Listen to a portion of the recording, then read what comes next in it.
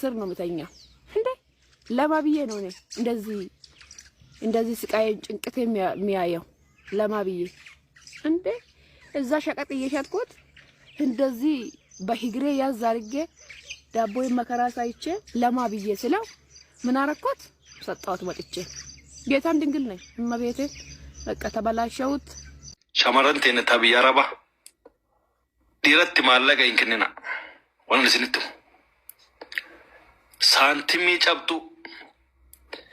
ሶ ኢቭን የሮማ ማቲ ከሰንለ ጋርጋርተን haga tay way godati mogat ani annama dibbalam dibbasadis hilakaw nanda yok jibubat ijolle dubara ka umri sani biyara bati fitani ka amma galani kun dira nyatamani kun hada fabban matin obbolesa nyatamani ka amma rakkwamtu hejran heddu beka so dira wanjalam dirri nami ijollen tenet tabiyara ba سانتيم تك أوفر إتكننا مالا كسيت هوجتني في الدل هوجت داتي مالا كيسن غها ولك بداتي يرو بيجلتن دوبرتي دلغتو تدك كجرين مجيفتة ديروما بايرتي يرمتم بيرمتني يوجرين كيسن إسني سرّاهو دوبرتي هوجي كابدوف دوبرتين أوفدان ديتو في دوبرتين أوفدان دينه dubartiin faayinaansiin of dandeettu fi dubartiin faayinaansiin of hin dandeenye abbaa warraa tokkocha hin argatan. Dubartiin faayinaansiin of dandeette takka abbaa warraa filachuullee filannoo qabdi. Dhiirri dalagaa tokkolleen dubartii tattaafatu maal tattaafattu yoo ka argu akkasii wannaa jedhaatii maallaqa keessan. warra gammaa nyaatamtarraa rabbi isinii wannaa jedhu dhiirri yoo isin jaalate jechuun eenyummaa keessaniin isin haa jaalatu rakkoo meeqa isinii wannaa jechuun danda'a yookaan ni obsaatii haga heerumtanii eega maallaqa keessan summii haa nyaatu ittiin kennina haga sii deema ammallee maallaqa bara akka itti kennantu jira abdeema maallaqa kana beessaa maallaqa akkami kenname maallaqa kana itti kennani ama fakkeenyaaf aniifati waliin dhiirri dubartiidhaan nyaatamu ni jira bara fakkeenyaa fi anaafati waliin jirra rakkinni wayii mudata namni kun onnummaan walitti dabalamuu ifuyyuu gaafa gaddaa gaafa kolfaa rakkinna addunyaa kanarra jirtu walirraa qoodamuudhaaf walitti dabalama. Anaa qabu anaa jaalala sii qabu anaa kabajaa guddoo san sii qabu anaa boruu si abdadhu rakkinni wayii hadha yoo si mudate usuq abu rakinna san kesa sitin dabuan miti si imiti ka karar rati sit karar rati ti damin dabu jechud mali rakinna san baas mal gota jala fago kesin tayu dalagachuf biyabate wanati internet gubbate dirawli jaalandi wa asi sinin jadu ka gafa si qabu no sammu murtesu dandahu qabda no akka fedin si gota kanam wanni lamanamat of course adam ijolle dubara heddu himbeka ka obsani dalagatani biyya deebi'anii jaartii fuudhan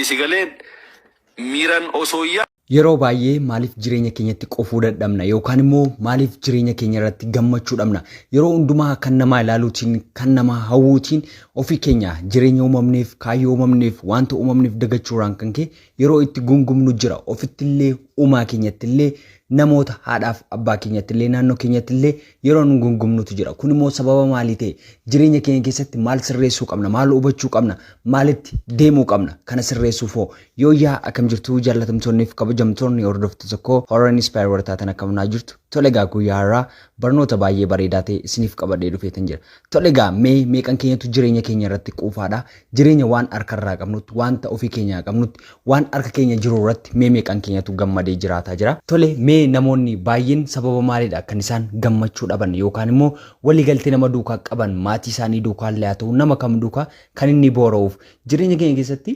wantonni akka nuun gammachuu dhabnu yookaan immoo akka nuun gaddinu akka nuun yaaddinu akka nuun dhiphannu taasisan keessaa tokko dirqama qabaachuu qabna jennee wantoota hin qabne irratti fookas gochuun jireenya keenya booressa wantoota hin qabne jireenya keenya keessatti wantoota hawwinu adda baasnee beekuu qabna dirqama ani warqii lafaa fadhee irraa deemuu qaba jennee of dhiphisna taanaan wanta argachuu hin dandeenye, wanta gochuu hin dandeenye, wanta hawwuu qabnu adda baasnee beekuu qabna jechuudha.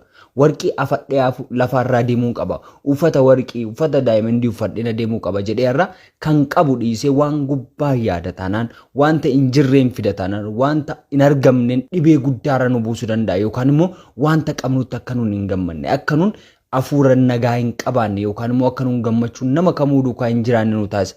Kun immoo dogoggoroowwan salphaa fakkaachuun jireenya keenyaaf miidhanidha waan ta'eef. Tokkoffaa maal akka barbaannu adda baafannee beekuudha. Maalitti akka deemnu, maalitti akka nu barbaachisu, maaliif akka jiraannu, maatti akka jiraannu adda baasnee yoo beekaa deemne jireenya keenya gammachuuf abdiin kan guutame ta'a. Garuu hanga kanaan goonitti jireenya kee keessatti gaddaa, dhiphachaa, boo'aa, yaaddaa jiraatta waan ta'eef. Tolegaa mee bakkeewwan kana yoo deemne maal hubachuu dandeenya kan jedhudha guyyaa irraa kan wal faana ilaallu.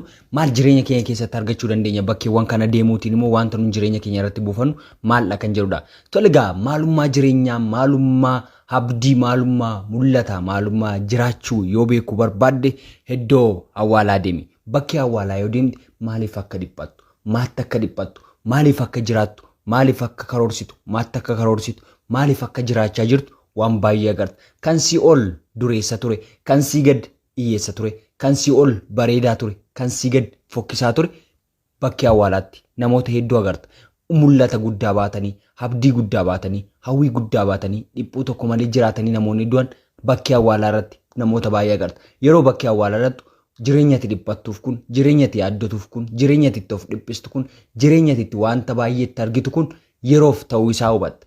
Yeroo kanatti immoo baay'ee akkati waan qabdutti gammaddee yeroo qabdutti sekoondii qabdutti akkati yeroon fayyadamtu si taasisa. Kanaafuu bakkee awwaalaa deemuun boqonnaa sii laata. Yeroon siin jedhutti namoonni jireenya kee dura jiraachaa turan yeroof amma jiraachuu qaban jiraatanii akka darban yookaan immoo akka yeroo isaanii xumuratanii darban hubatta. Atis seera haala of dhiphisuu, seera haala of yaaddessuu, seera haala of yaaddessuu, of dhiphisuu, of boosisuurraa of qusatta. Jireenya addunyaa kanaa agam yoo dheeratte illee, agam yoo bareedde illee, agam hawwataa yoo ta'e illee dhumni isaa du'a akka ta'e ni hubatta. Akkati waan qabdutti gammaddee uumaa kee duukaa walii galtee jiraattu si yaadachiisa waan ta'eef bakka awwaalaa deemi. Tolegaa inni lammaffaa irratti argamu immoo hospitaala deemi. Mana yaalaa yoggaa deemtutti fayyaa qabaachuu keetti agam akka waaqii yookiin uumaa kee galateeffattu hubatta waan ta'eef. Namoonni qilleensa tokko ishee maallaqaan bitanii jiraatu. Namoonni waan baay'ee irratti ani isaanii miidhaa guddaa yookaan immoo dhiphuu guddaa dabarsan argita. Fayyaa qabaachuu kee, miila lama qabaachuu kee, ija lama qabaachuu kee, nagaan deemtee qilleensa urgaa'aa kana fudhataa olte galuu keef uumaa kee galateeffatta waan ta'eef. Mana yaalaa gaafa deemtu fayyaa qabaachuu keetti, qabeenyaa dhabuu keetti, jaalallee dhabuu keetti, fira dhabuu keetti, obboleessa obboleetti dhabuu keetti gadduu dhiista. Fayyaa qabaachuu kee qofaaf uumaa kee galateeffatta. Wanta hundumaa kan dursu fayyaadha waan ta'eef namni fayyaa qabu, namni nagaa qabu wanta barbaade raawwatee jiraachuu danda'a waan ta'eef wanta barbaade galmaan ga'uu danda'a. Namni kam fayyaa hin qabu taanaan hagam yoo laffee, hagam yoo dhamee, hagam yoo waan jijjiiruu danda'u tokko hin qabu. Maaliif amma hojjetee fayyaa isaa sana eegsisuuf kan inni itti wareegama guddaa kaffalu argina waan ta'eef mana yaalaa gaafa deemtu agam uumaan kee akka si jaallatu, agam akka fayyaa guutuu qabdu, agam akka nama sirrii taate jirtu hubatta waan ta'eef mana yaalaa deemi. Inni sadaffaa irratti argamu immoo mana hidhaa deemi. Mana hidhaa gaafa deemtu bilisummaatiin akka barbaadde socho'uun kun bu'aa akkamii akka qabu, akkam akka barbaadde si gammachiisu ni hubatta waan ta'eef. Namoonni mana adaba sirreessaa keessatti argaman kun yeroo itti sochii tarkaanfii tokkollee fuudhuuf heeyyamaa haala hin jechoon jira. Dhanna dhiqachuuf illee ta'e nyaata fudhatanii nyaachuuf socho'uuf gibbii keessallee deddeemuuf heeyyama poolisiin hala socho'amuu hin danda'u. Kanaafuu bilisummaan akka barbaadde adeemtee, akka barbaadde dubbattee, akka barbaadde raftee, saatii barbaadde kaatee, akka barbaaddetti jiraachuu keef uumaa kee galateeffatta. Kanaafuu bakkeewwan kana sadan gaafa deemtutti uumaa kee duukaa agamiin akkati jiraachuu qabdu, uumaa keetti agam akka jechuu qabdu, agam akkati ofitti gammaduu qabdu, carraa keetti fayyadamtee akkati carraa kee nabaarra hin barbaada. Namoonni baay'ee carraa isaanii kan isaan abaaran, kan guyyaa dhaloota isaanii, kan itti uumama isaanii abaarantu jira. Kun immoo ta'uu hin qabu. Dhiphuun irraa kun ni darba, gaddi irraa kun ni darba, yaaddoon irraa kun ni darba. Kanaaf immoo atarra carraa kee kanatti fayyadamtee olmaa kee jireenya kee sirreeffattee jennaan yeroo xiqqoo keessatti jijjiirama guddaa fiduu dandeessa. Kanaaf immoo namoonni nu dhiphisan, namoonni nu yaaddessan, namoonni gufuu nuti ta'an yeroof jiraachuu danda'u. garuu hanga dhumaatti nu duukaa jiraatu jechuu miti.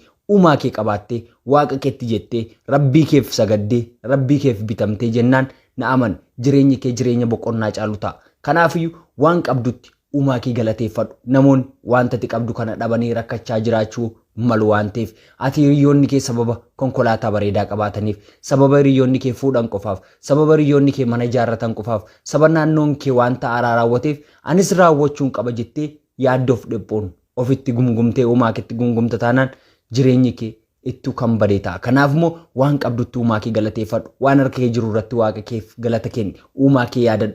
Yeroo kamitti taanaan waan harka kee irra jiru kan keeti. Kan harka namaarraa jiru hawwitee jennaan jireenyi kee ni boora. Gammachuudhaaf abdiin keessatti laamishaa waan ta'eef waan qabdutti galateeffadhu. Waan harka kee irra jiru uumaan kee kan siif laate kan siif maludha waan ta'eef uumaa kee duukaa gammachuun jiraadhu. Tole egaa guyyaa irraa barnoota baay'ee bareedaa akka ta'e wal faana ilaallee abdii guddaan qaba. Yoo isinitti hirreete like, share, subscribe gochuun maatii keenya ta'a.